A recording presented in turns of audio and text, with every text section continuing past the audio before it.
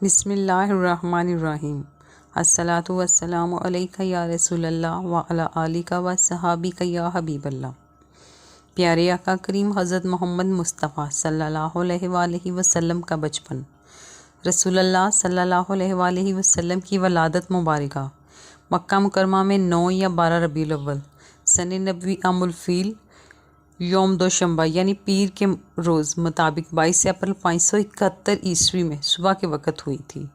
ابن سعد کی روایت میں ہے کہ رسول اللہ صلی اللہ علیہ وآلہ وسلم کی والدہ ماجدہ نے فرمایا، جب آپ صلی اللہ علیہ وآلہ وسلم کی ولادت ہوئی تو میرے جسم سے ایک نور نکلا جس سے ملک شام کے محل روشن ہو گئے۔ امام احمد نے حضرت ارباز بن ساریہ رضی اللہ تعالی عنہ سے بھی اسی مضمون کی ایک روایت نقل فرمائی ہے۔ بہقی کی روایت میں ہے کہ ولادت کے وقت بعض واقعات نبوت کے پیش خیمے کے طور پر ظہور پذیر ہوئے، یعنی ایوان کسریٰ کے 14 کنگورے گر گئے، مجوس کا آتش کدہ ٹھنڈا ہو گیا، بحیرہ سادہ خشک ہو گیا اور اس کے گرجے منہدم ہو گئے۔ رسول اللہ صلی اللہ علیہ وآلہ وسلم نے جس بے سر و سامانی میں آنکھ کھولی اور جس ماحول میں آپ صلی اللہ علیہ وآلہ وسلم نے تربیت پائی، قرآن کریم کی آیت الم ججدی کا یتیماً فآویٰ اس پر شاہد ہے۔ پیدائش سے قبل ہی والد کی شفقت سے محروم ہو جانا اور 6 سال کی کم عمری میں بحالت سفر والدہ محترمہ کا فوت ہو جانا، اور پھر 8 سال کی عمر میں شفیق دادا کا بھی انتقال کر جانا۔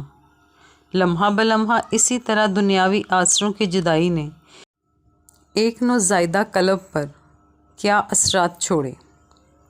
ولادت کے بعد آپ صلی اللہ علیہ وآلہ وسلم کی والدہ نے حضرت عبد المطلب کے پاس پوتے کی خوشخبری بھجوائی۔ وہ شاداں و فرحاں تشریف لائے اور آپ صلی اللہ علیہ وآلہ وسلم کو خانہ کعبہ میں لے جا کر اللہ تعالیٰ سے دعا کی اور اس کا شکر ادا کیا، اور آپ صلی اللہ علیہ وآلہ وسلم کا نام محمد صلی اللہ علیہ وآلہ وسلم تجویز کیا۔ آپ صلی اللہ علیہ وآلہ وسلم کو آپ صلی اللہ علیہ وسلم کی والدہ نے 3 دن تک اپنا دودھ پلایا۔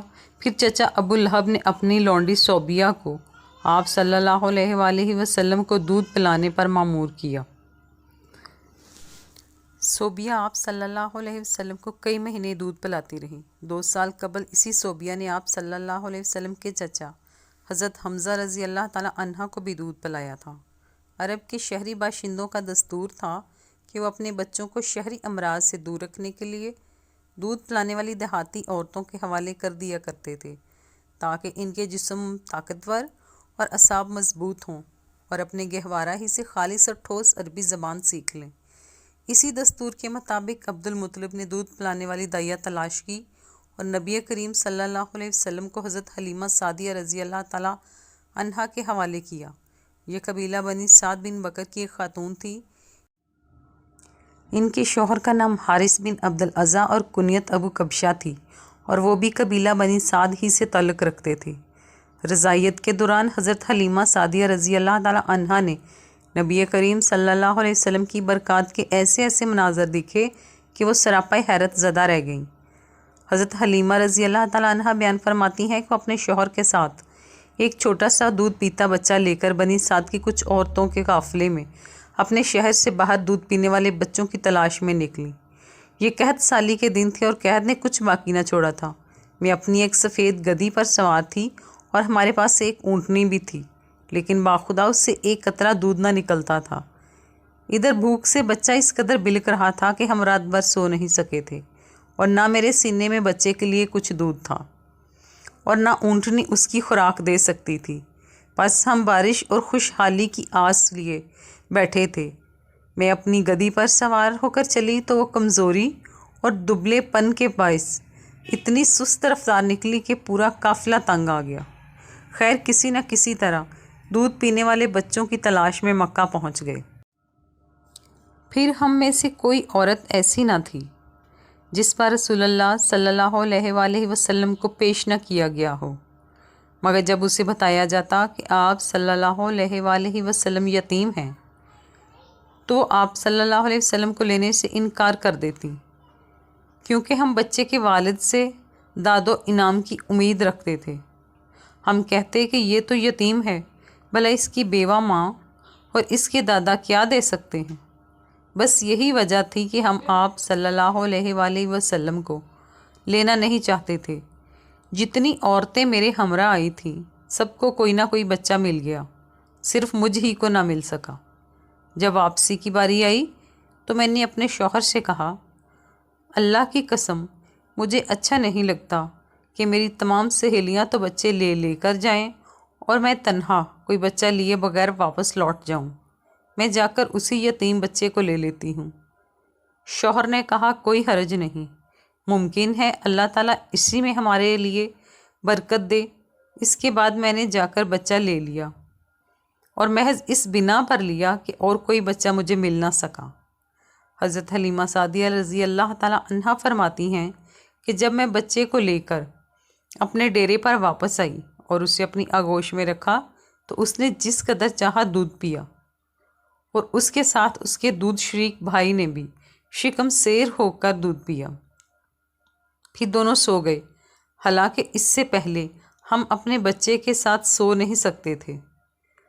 ادھر میرے شوہر اونٹنی دھونے کے لیے گئے تو دیکھا اس کے تھن دودھ سے لبریز ہیں۔ انہوں نے اتنا دودھ دھویا کہ ہم دونوں نے نہایت آسودہ ہو کر پیا اور بڑے آرام سے رات گزاری۔ صبح ہوئی تو میرے شوہر نے کہا، حلیمہ رضی اللہ تعالیٰ عنہا، اللہ کی قسم تم نے ایک بابرکت روح حاصل کی ہے۔ میں نے کہا، ہاں مجھے بھی یہی توقع ہے۔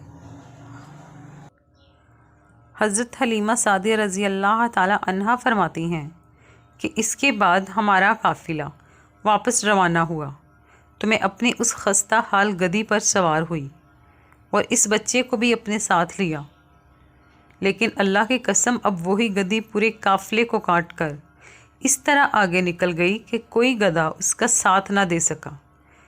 یہاں تک کہ میری سہیلیاں کہنے لگیں، اے ابو زویب کی بیٹی، ذرا ہم پر مہربانی کر، آخر یہ تیری وہی گدھی تو ہے جس پر سوار ہو کر تو آئی تھی۔ میں نے کہا، ہاں ہاں اللہ کی قسم یہ وہی ہے۔ انہوں نے کہا، یقیناً اس بچے کا کوئی خاص معاملہ ہے۔ پھر ہم بنو سعد میں اپنے گھروں کے واپس آ گئے۔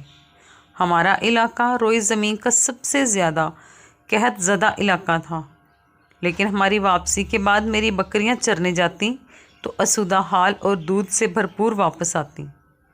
ہم دودھ دھوتے اور پیتے، جبکہ کسی انسان کو دودھ کا ایک قطرہ بھی نصیب نہ ہوتا، اور ان کے جانوروں کے تھنوں میں دودھ سرے سے رہا ہی نہ تھا۔ ناظرین، اس ویڈیو کا اگلا پارٹ کل اپلوڈ کیا جائے گا۔ اگر آپ کو ویڈیو اچھی لگی ہو تو ویڈیو کو لائک کر دیں اور چینل کو سبسکرائب کر دیں۔